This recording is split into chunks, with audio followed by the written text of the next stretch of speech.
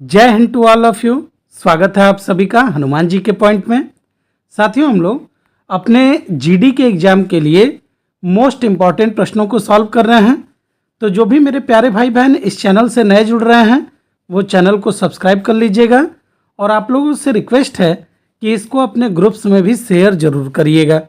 जो भी मेरे भाई पीडीएफ के लिए कह रहे थे, आप लोगों को मैंने टेलीग्राम ग्रुप का लिंक डिस्क्रिप्शन बॉक्स में दे रखा है, वहाँ से उसको आप लोग ज्वाइन कर लीजिएगा। मैं आप लोग को पर डे पीडीएफ प्रोवाइड करता रहूँगा। वीडियो के लास्ट में आपको एक क्वेश्चन मैंने होमवर्क के रूप में दे रखा है, उसका आप लोग आंसर मुझे कमेंट बॉक्स में कमेंट करके ज़रूर दीजिएगा। तो चलिए शुरू करते हैं क्लास को हम लोग। पहला प्रश्न देखिएगा, निम्नलिखित में से कौन ब्रिटिश भारत में भारतीय सिविल सेवा में भर्ती होने वाले पहले भारतीय थे। देखिए, बात कर रहा है ये आईसीएस की, इंडियन सिविल सर्विसेज की। और ये ब्रिटेन के ज़माने में जब भर्ती शुरू हुई थी तो भारतीयों को जो अधिकार मिला था ना, वो किस अधिनियम के तहत मिला था अगर आपसे पूछे तो 1861 में अंग्रेजों ने एक कानून पेश किया था भारत में, जिसका नाम था भारतीय परिषद अधिनियम। और इसी भारतीय परिषद अधिनियम के द्वारा भारतीयों को इस परीक्षा में शामिल होने का अधिकार मिला था। और सत्येंद्र नाथ टैगोर ने, याद रखिएगा, पहली बार ये परीक्षा पास की थी। और वो कब की थी तो 1863 में की थी। सुभाष चंद्र बोस की बात की जाए तो इन्होंने जो सिविल सर्विस की परीक्षा थी वो पास किया था इन्होंने कब, तो याद रखिएगा 1920 में की थी। सुभाष चंद्र बोस से एक सवाल बनता है, ध्यान से समझिएगा। 1938 में इन्होंने कांग्रेस के एक अधिवेशन की अध्यक्षता पहली बार की, और उस अधिवेशन का नाम क्या था तो ध्यान रखिएगा हरिपुरा अधिवेशन। और फिर 1939 में ये दोबारा कांग्रेस के चुनाव लड़े अध्यक्ष पद का, जिसका नाम था त्रिपुरी अधिवेशन। और इसमें भी ये चुनाव जीत गए थे, लेकिन महात्मा गांधी के विरोध के कारण इन्होंने अपना सीट क्या कर दिया था, छोड़ दिया था। सुरेंद्र नाथ बनर्जी की बात करें तो इनसे एक सवाल बनता है, ध्यान से समझिएगा। 1876 में इन्होंने क्या किया था, एक क्या कहते हैं संस्था बनाई थी, जिस संस्था का नाम है इंडियन एसोसिएशन। बहुत बढ़िया। तो इंडियन एसोसिएशन की स्थापना किसने की, सुरेंद्र नाथ बनर्जी ने की थी।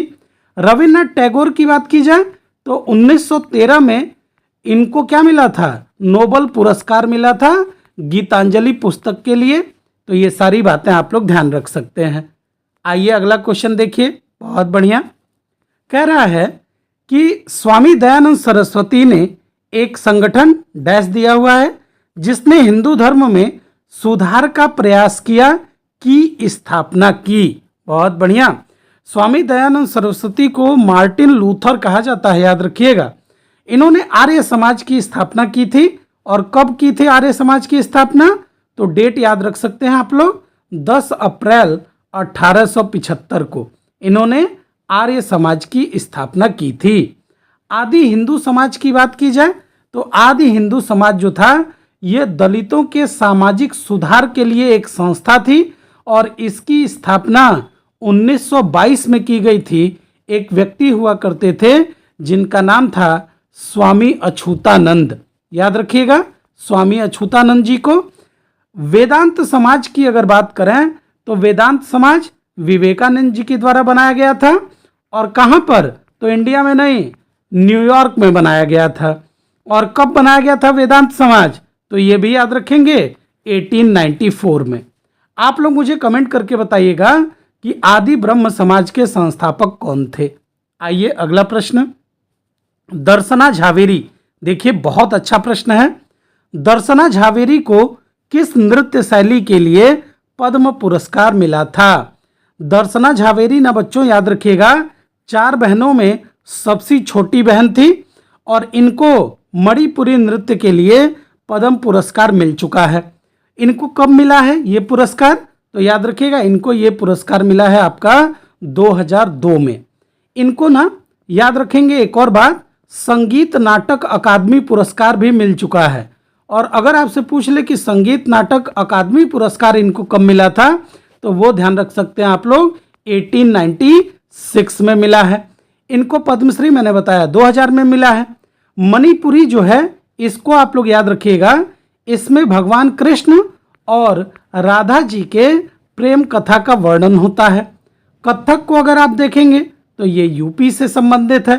कथकली ये आपका केरल राज्य से संबंधित है। और लावनी को अगर आप देखेंगे तो लावनी का संबंध आपको महाराष्ट्र राज्य से देखने को मिलता है। बहुत बढ़िया, बहुत शानदार। आइए अगले प्रश्न की तरफ चलते हैं। भारत के 50वें मुख्य न्यायाधीश के रूप में किसने शपथ ली है?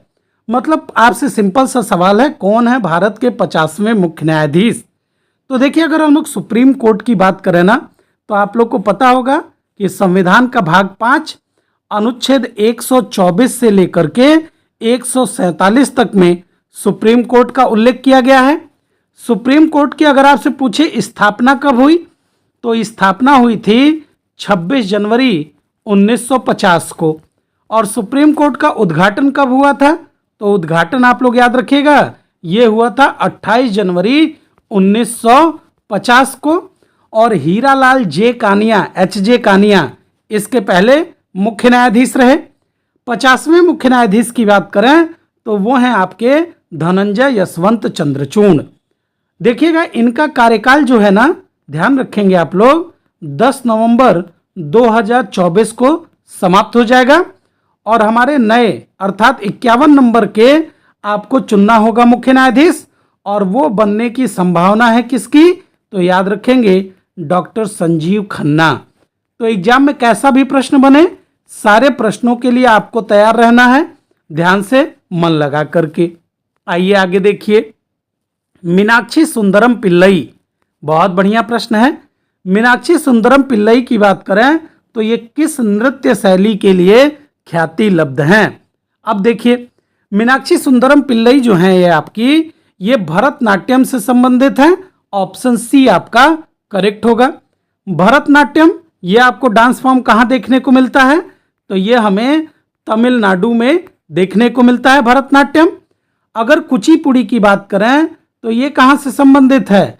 ये आपका आंध्र प्रदेश से संबंधित है कुचिपुड़ी।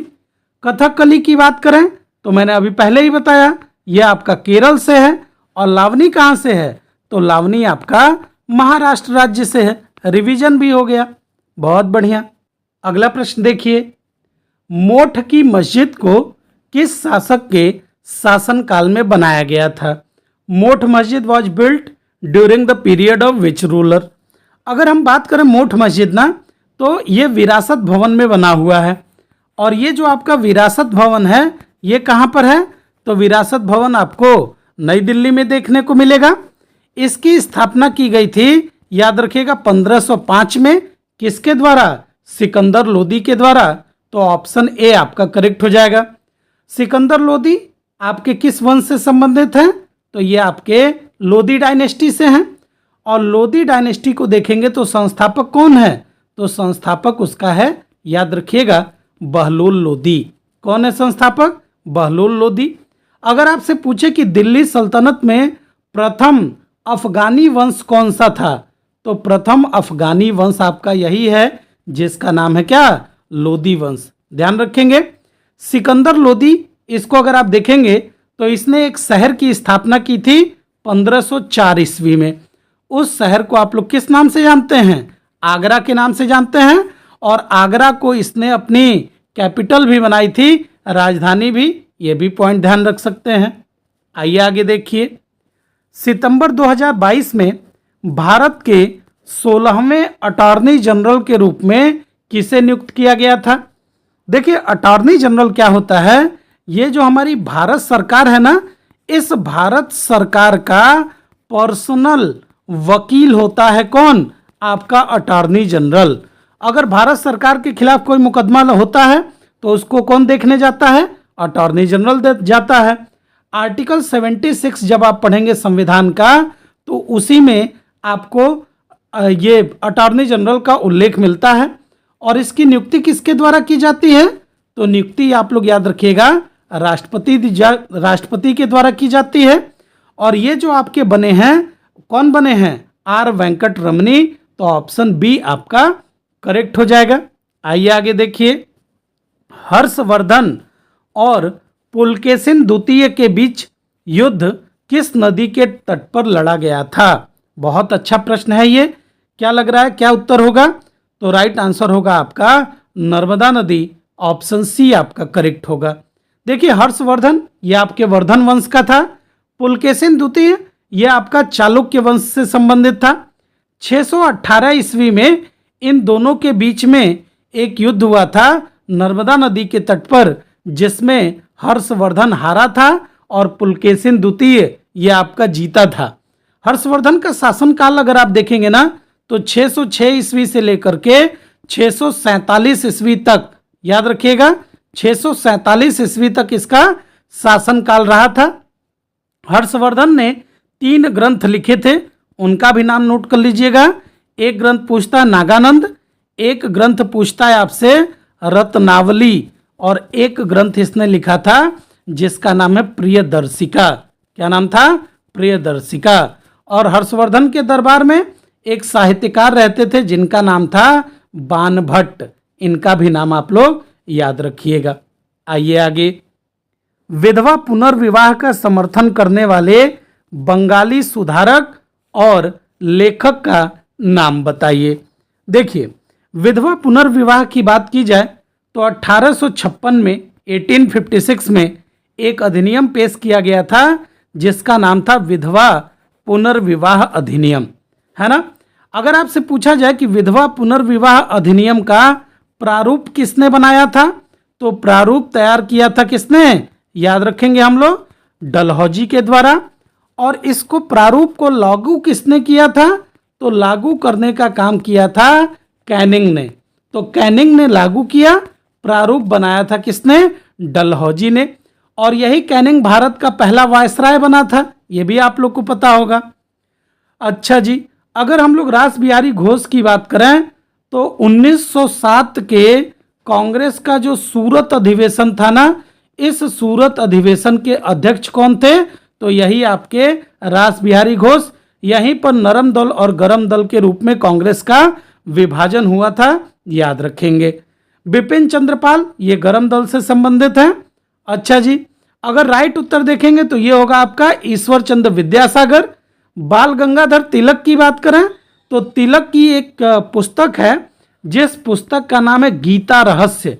इसको याद रखिएगा, गीता रहस्य को इन्होंने मांडले जेल में इस पुस्तक को लिखी थी। अब बाकी तिलक के बारे में आप लोग जानते ही हैं कि इन्होंने एक आंदोलन चलाया था, जो आंदोलन आगे चल करके एनी बेसेंट ने भी चलाया था। जरा कमेंट करके बताइएगा उस आंदोलन का नाम क्या है। आइए आगे देखिए, विश्व के जल संसाधनों में भारत का कितना हिस्सा है? देखिए आपके जीडी के एग्जाम में जो 20 प्रश्न पूछेगा ना, इस 20 प्रश्न का आपके लिए बहुत इंपॉर्टेंस है बच्चों। आपका सिलेक्शन ज़्यादातर इन्हीं 20 प्रश्नों पे टिका रहेगा, तो मन लगा करके तैयारी करिएगा अपनी। देखिए अगर हम देखें कि पृथ्वी पर टोटल मीठा पानी कितना है, तो टोटल मीठा पानी है आपका 2.45%। और अगर कहा जाए कि पृथ्वी पर खारा जल कितना है, तो खारा जल है आपका 97.5%। अब अगर भारत का हिस्सा अगर आप देखेंगे ना तो वो है 4%, ऑप्शन ए करेक्ट होगा। अच्छा बताइए, भारत की जो जनसंख्या है वो विश्व की जनसंख्या के कितने प्रतिशत है? तो भारत की जनसंख्या वो है आपकी 18%। पूरे दुनिया का 18% लोग कौन है? भारतीय हैं। सोचिए जरा, भारत की जनसंख्या धुआंधार बढ़ी है।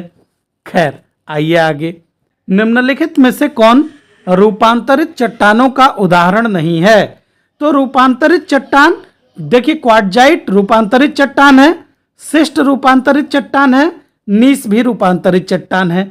ग्रेनाइट नहीं होगा, ऑप्शन ए आपका करेक्ट होगा। मेटामॉर्फिक रॉक नहीं है, कौन? ग्रेनाइट। ग्रेनाइट का निर्माण जो होता है ना, वो याद रखिएगा, जब मैग्मा निकलता है और मैग्मा में आप देखेंगे सिलिका की मात्रा अगर आपका ज़्यादा हो तो उस मैग्मा से क्या बनता है? उस मैग्मा से बनता है आपका ग्रेनाइट। आइए आगे, भारत में पहला सीमेंट संयंत्र किस वर्ष स्थापित किया गया था? बहुत शानदार प्रश्न है। देखिए भारत में पहला सीमेंट संयंत्र जो है ये आपका 1904 में स्थापित किया गया था और यह आपके तमिलनाडु में स्थापित हुआ था, लेकिन ये याद रखिएगा सफल नहीं हो पाया था। आगे चल करके 1914 में अगला सीमेंट बनाया गया था गुजरात में, सीमेंट संयंत्र गुजरात में एक जगह पड़ता है, आप सब लोग जानते होंगे इसका नाम, जिसका नाम है पोरबंदर। तो राइट उत्तर जो हो जाएगा हमारा 1904, ऑप्शन सी। नाम क्या था जो 1904 में बना था? तो नाम भी बता दे रहा हूं, नोट कर लीजिएगा। नाम है इसका साउथ इंडिया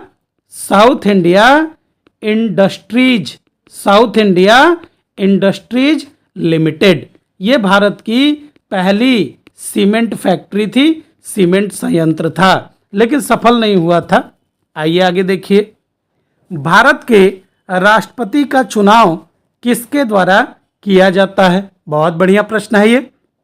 देखिए एक बात बताइए, संविधान का जब आप भाग 5 पढ़ेंगे ना, तो संविधान के भाग 5 में एक अनुच्छेद है, जिस अनुच्छेद का नाम है आर्टिकल नंबर 52, और अनुच्छेद 52 कहता है कि भारत का एक प्रेसिडेंट होगा। उसके बाद एक आर्टिकल है आर्टिकल नंबर 54, और अनुच्छेद 54 में राष्ट्रपति का जो इलेक्टोरल कमेटी है ना, जिसको हिंदी में आप लोग निर्वाचक मंडल कहते हैं, तो राष्ट्रपति का जो निर्वाचक मंडल का मतलब होता है कौन कौन से लोग राष्ट्रपति के चुनाव में हिस्सा लेंगे, तो उसका उल्लेख है आर्टिकल 54 में। और इसमें लिखा हुआ है कि संसद के दोनों सदन, अर्थात एक आपका लोकसभा और एक आपकी राज्यसभा, तो लोकसभा और राज्यसभा में जितने लोग भी निर्वाचित होके जाते हैं, और राज्यों में जो विधानसभा है उसके निर्वाचित सदस्य मिलकर के किसका चुनाव करते हैं? राष्ट्रपति का, याद रखिएगा। आइए आगे, निम्नलिखित में से कौन संवेदी न्यूरॉन से मोटर न्यूरॉन तक आवेग संचारित करता है? संवेदी, एक बात बताइए, जैसे आपको चींटी काटती है तो सबसे पहले पता किसको चलता है? जो हमारे शरीर में संवेदी न्यूरॉन है, जिनको आप लोग सेंसरी न्यूरॉन कहते हैं। अब वो दिमाग तक आपको पहुंचेगा ना, कैसे पहुंचेगा? मोटर न्यूरॉन से। तो वही पूछ रहा है कौन पहुंचाता है, तो राइट उत्तर होगा आपका ऑप्शन नंबर डी, जिसको कहते हैं आप लोग इंटर न्यूरॉन। याद रखिएगा, ये पूछा गया सवाल है। इंटर न्यूरॉन जो आपका तंत्रिका तंत्र होता है ना, इस तंत्रिका तंत्र का सेंट्रल नोड, याद रखिएगा केंद्रीय नोड होता है कौन? तो केंद्रीय नोड होता है आपका इंटर न्यूरॉन, इसी के द्वारा ये सारा काम किया जाता है। आइए आगे, भारत की वन नीति में कुल भूमि क्षेत्र के प्रतिशत के रूप में वन क्षेत्र का विशिष्ट लक्ष्य क्या था? देखिए, भारत में जो वन नीति लाई गई तो उसके तहत कहा गया कि हम जमीन पर 33% वन उगाएंगे, तो राइट उत्तर होगा ऑप्शन नंबर सी। देखिए, भारत में जो पहली वन नीति लाई गई थी वो कब लाई गई थी? तो इसको याद रखिएगा, पहली बार अंग्रेजों के टाइम में 1894 में वन नीति लाई गई थी। अगर आफ्टर फ्रीडम की बात करें, स्वतंत्रता के बाद, तो स्वतंत्रता के बाद वन नीति लाई गई थी 1952 में। याद रखेंगे, ये दोनों पॉइंट बहुत इंपॉर्टेंट है। अच्छा, एक और बताइए, जो आपका भारतीय वन अधिनियम है, नोट कर लीजिएगा, एग्जाम में सवाल बनेगा।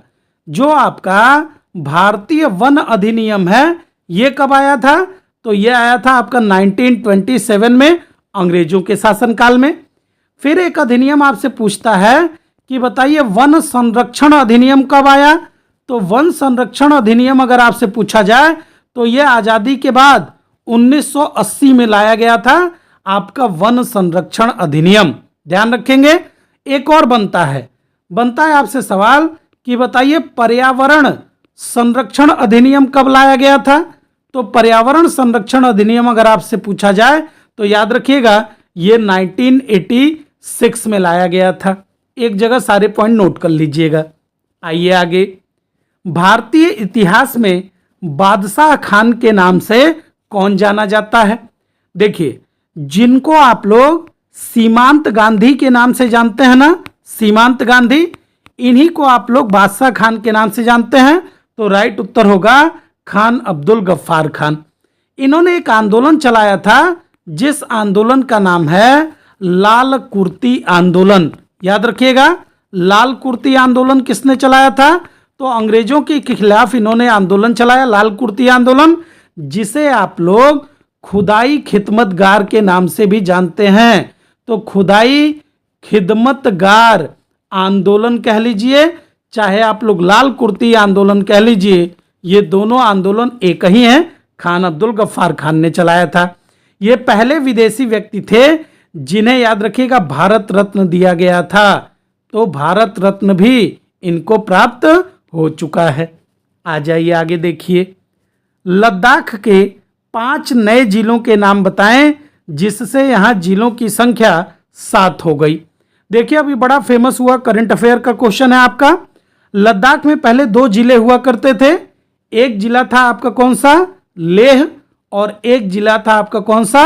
कारगिल। अब इसमें 5 जिले और नए जोड़े गए हैं, जास्कर, द्रास, साम, नुब्रा और चांगथांग।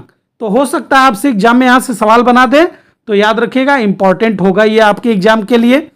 अच्छा, अगर आप लद्दाख की आबादी देखेंगे ना, तो 2011 की जनगणना के अनुसार 2,74,000 यहाँ की आबादी है। सोचिए कितनी कम आबादी है, 2,74,000। और जिले कितने हो गए हैं? 7 जिले हो गए हैं। कोई बात नहीं। अच्छा, यहाँ के जो आपके लेफ्टिनेंट गवर्नर हैं उनका क्या नाम है?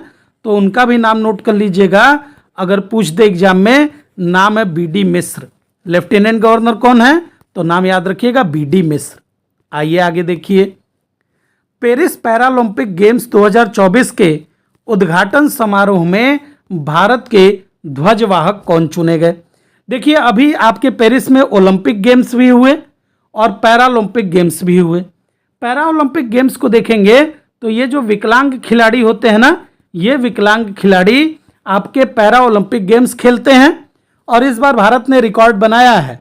तो अगर आप देखेंगे तो ध्वजवाहक उद्घाटन समारोह में कौन थे? तो नाम था उनका सुमित अंतिल और भाग्यश्री जाधव। सुमित अंतिल को देखेंगे, ये गोल्ड मेडल जीत चुके हैं, और ये जो हैं क्या कहते हैं, भाग्यश्री जाधव, ये आपकी बताइएगा जरा, मुझे कमेंट करिएगा कि कहां पर इनको मेडल प्राप्त हुआ है, भाग्यश्री जाधव को, कमेंट करिएगा जरूर। आइए आगे देखिए, किस राज्य कैबिनेट ने मॉब लिंचिंग पीड़ित मुआवजा योजना 2023 को मंजूरी दी है? अब देखिए, मॉब लिंचिंग को आप लोग भीड़ हत्या कहते हैं।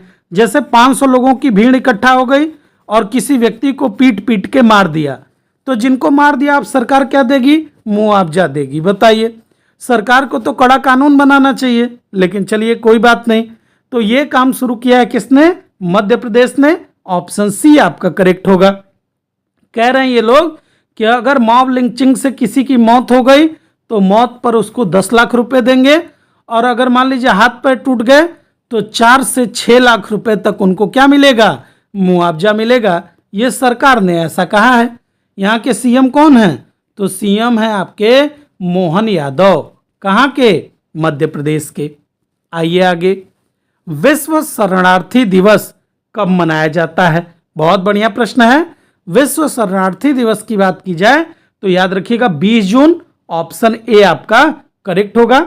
सन 2000 में घोषित किया गया था कि हम लोग शरणार्थी दिवस मनाएंगे, और फिर 2001 से इसको मनाया जाना शुरू हुआ था। अच्छा, जून की बात करें तो जून में 21 जून को याद रखिएगा क्या मनाते हैं? तो 21 जून को हम लोग योगा दिवस के रूप में मनाते हैं। क्या मनाते हैं? 21 जून को योगा दिवस मनाते हैं। 23 जून को क्या मनाते हैं? तो 23 जून को हम लोग ओलंपिक दिवस मनाते हैं। ये भी नोट कर लीजिएगा, ओलंपिक दिवस 23 जून को मनाते हैं। 29 जून की बात करें तो 29 जून को याद रखिएगा सांख्यिकी दिवस के रूप में मनाया जाता है, 29 ऑफ जून। अच्छा, 5 जून बड़ा फेमस है। 5 जून को आप लोग पर्यावरण दिवस के रूप में मनाते हैं, है ना याद आप लोग को। और 1 जून को क्या मनाते हैं? 1 जून, तो 1 जून याद रखिएगा विश्व दुग्ध दिवस मनाया जाता है। 1 जून को विश्व दुग्ध दिवस याद रखिएगा। आइए आगे, निम्नलिखित में से कौन सा पर्वत भारत और नेपाल के मध्य स्थित है? तो ये आपके लिए होमवर्क रहेगा। इसका उत्तर आप लोग मुझे कमेंट बॉक्स में कमेंट करके जरूर दीजिएगा। बहुत बहुत धन्यवाद।